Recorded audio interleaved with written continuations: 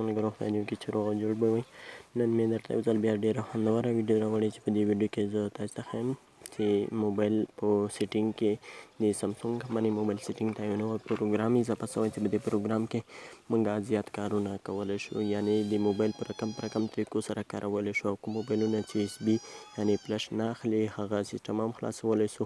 او بل مهم دا کار یې ده چې کوم موبایلو کې پابجي گیم څوک کوي، پابجي ګیمرانو لپاره چې موبایل کې گیم کوي او گیم جم کېږي، هغو لپاره د میس آپشن خلاص کړئ او ستاسې گیم مو بیخي روغ او جوړ وي. وروسته له هغې به گیم نه خوند واخلئ. ملګرو یو ځل حتما درسره وازموئ، خلاص یې کړئ، ستاسو په ګټې ده، بیخي د زیاته ستاسې په ګټې ده. موبایل پروګرامونه تاسې کولی شئ سکیورفای کړئ، یعنې تیز کار به کوي.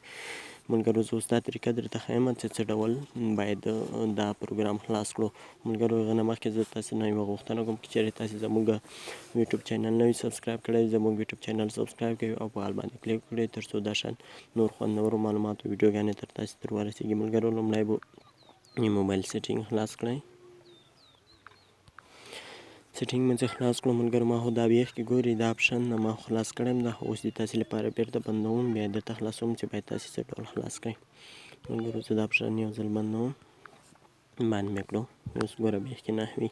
نو وروسته ملګرو تاسې باید څه ډول خلاص کړئ، د موبایل اباوټ، د اباوټ فون دې ته به راشئ، دې کې به بیا سافټویر انفرمیشن دې ته به راشئ، دا صفحه به کلیک کړئ. دا صفحه ګورئ، کله مو چې دا صفحه کلیک کړئ نو وروسته به داسې راشئ، بلډ نمبر په دې صفحې به کلیک وکړئ. دا صفحه مو چې کله وبهي یو ځل نه څو اووه ځلې به یې په ضربه کلیک کړئ. کله مو چې کلیک کړه تاسې ته به د موبایل سکرین کوم کوډ ده هغه درته راسي، وایي هغه کوډ ورکړئ. زه اوس هغه کوډ ورکوم. ملګرو ما ته دا سیسټم ډایرکټ خلاص شو، زه اوس راځم تاسو یې ګورم.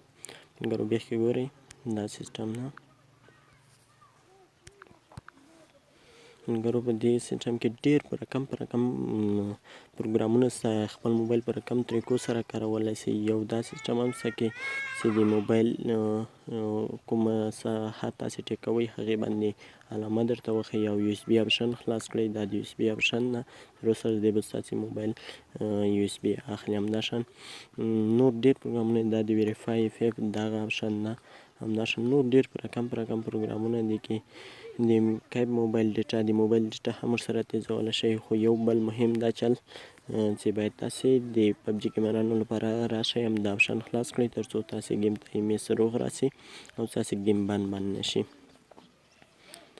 ملګرو دا صفحه ده، دا صفحه ګورئ، کله چې تاسې دا آن کړئ خلاص کړئ وروسته له هغې به ستاسې موبایل ته میس بیخي قوي راځي.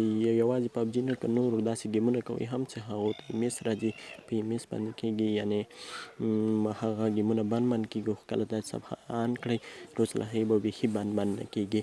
ملګرو په دې کې یوه خبره دا ده چې کله تاسې موبایل بند کړو هغه نه وروسته مو خلاص کړو بیا به دې صفحې ته راځئ، دا صفحه بیرته بیا بندېږي، بیا به یې آن کوئ، هغه نه وروسته ګیم کوئ.